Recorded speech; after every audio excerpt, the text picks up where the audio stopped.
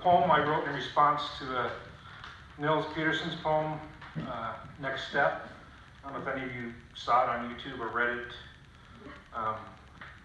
but I basically I listened to the poem 2 or 3 times because I kept going away in my mind to someplace else.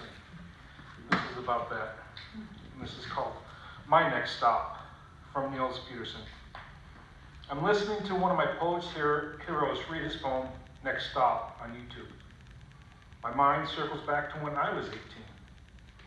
That rotation of the earth was the same as any other school days except Dad made an extra sandwich of olive loaf, Munster cheese, a Miracle Whip, and 2 slices of Mons clinical loaf whole wheat bread.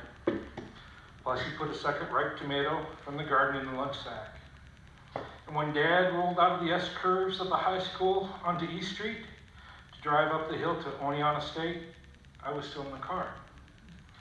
This trip was in some ways an echo of other trips taken as kids, where we would draw circles on the chalkboard, recycled scrap paper, and use computer punch cards with Dad's compasses. We would also have spinning contests in Dad's office chair to see who could spin the most revolutions. The tangent of the day is when we got to Dad's office. Dad took out of his hiding place of his wallet the spare key to his office. I put the key on my key ring, then I went off to my first class. Nothing I did then would have encompassed anything close to poetry, other than set theory that states the universal set encompasses all. Then I circle back to the present.